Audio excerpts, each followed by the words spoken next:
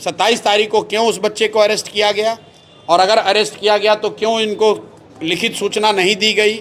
रहिका थाना में बिना कोर्ट में प्रोड्यूस किए हुए उस बच्चे को क्यों रखा गया, उसके साथ मारपीट की गई, उसको टॉर्चर किया गया। इन सारी बातों को जांच करके 10 दिन के अंदर इस पर सख्त से सख्त कार्रवाई होगी। अगर नहीं होगी तो 10 दिन के बाद मैं फिर वापस आऊँगा। आज 15 अगस्त के दिन पटना से प्रशांत किशोर जी आए और तुरंत एसएसपी महोदय जी से मुलाकात किया और एसएसपी सर ने यहाँ पे उनको आश्वासन दिया है, 10 दिन का समय मांगा है। बाकी आप सबसे पहले सुन लीजिए प्रशांत किशोर जी क्या बोल रहे हैं। क्या आप लोगों को पता है, अरेर थाना के अंतर्गत इनका जो गांव है, रहिका थाना ने इनके बच्चे को जो अरेस्ट किया था उसकी सारी जवाबदेही जिला पुलिस की है। और एसएसपी महोदय ने आज ये कहा है कि 10 दिन के अंदर 27 तारीख को क्यों उस बच्चे को अरेस्ट किया गया, और अगर अरेस्ट किया गया तो क्यों इनको लिखित सूचना नहीं दी गई। रहिका थाना में बिना कोर्ट में प्रोड्यूस किए हुए उस बच्चे को क्यों रखा गया, उसके साथ मारपीट की गई, उसको टॉर्चर किया गया। इन सारी बातों को जांच करके 10 दिन के अंदर इस पर सख्त से सख्त कार्रवाई होगी। अगर नहीं होगी तो 10 दिन के बाद मैं फिर वापस आऊँगा यहाँ एसएसपी साहब से मिलने।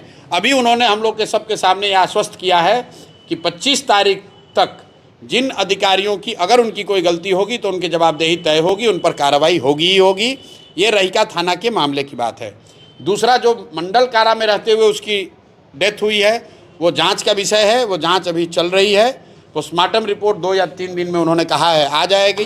डीएम उसमें इन्वॉल्व है, एनएचआरसी उसमें इन्वॉल्व है। तो एसएसपी साहब का ऐसा कहना है कि उसमें जो एनएचआरसी की गाइडलाइन है उसके हिसाब से, चूँकि कारा के अंदर उस बच्चे की मृत्यु हुई है तो एनएचआरसी के गाइडलाइन के हिसाब से वो जांच को किया जाएगा।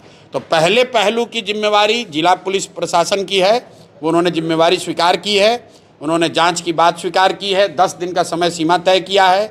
रहिका पुलिस थाने की भूमिका या उससे जुड़े हुए कोई भी पुलिस पदाधिकारी की कोई भूमिका जो भी रही होगी उसकी जाँच करेंगे और जो उचित कार्रवाई होगी वो करेंगे 10 दिन के अंदर। सर, इस तरह की घटना की पुनरावृत्ति ना हो, जिसके लिए आप लोग क्या करेंगे? देखिए, पुनरावृत्ति ना हो ये तो प्रशासन का, सरकार का मामला है। हम लोग तो बस यही उनसे आज आग्रह करने आए थे कि जो पीड़ित परिवार है, बहुत गरीब घर के लोग हैं, देखने से ऐसा नहीं लगता है कि ये कोई क्रिमिनल हैं।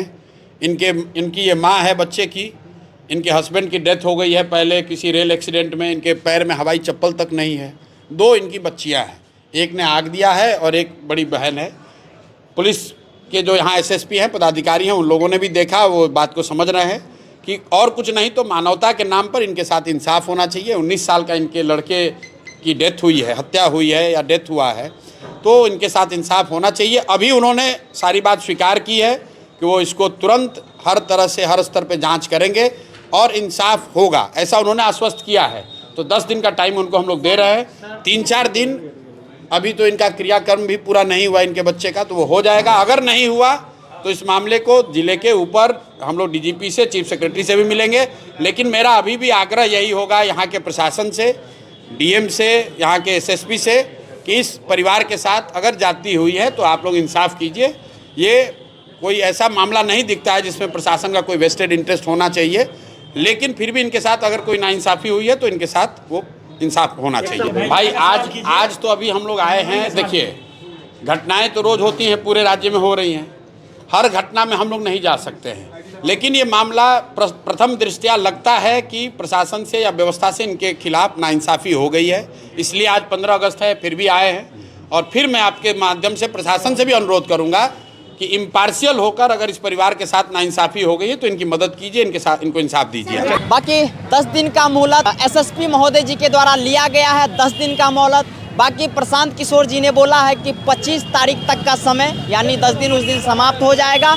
अगर एसएसपी महोदय जी के द्वारा कोई ठोस कार्रवाई नहीं किया गया तो प्रशांत किशोर जी 25 तारीख को फिर मधुबनी आएंगे और फिर वापस इस चीज़ को और भी अच्छे ढंग से एक्शन मोड में वो नज़र आएंगे। बाकी मैंने जो आप लोग को दिखाने का ये प्रयास किया है, आप लोग अपना प्रतिक्रिया दीजिएगा, आप लोग इस चीज़ के बारे में क्या सोचते हैं। बाकी मैं मिलता हूँ आप सब लोग से किसी और दूसरे वीडियो में, तब तक के लिए जय हिंद, जय भारत।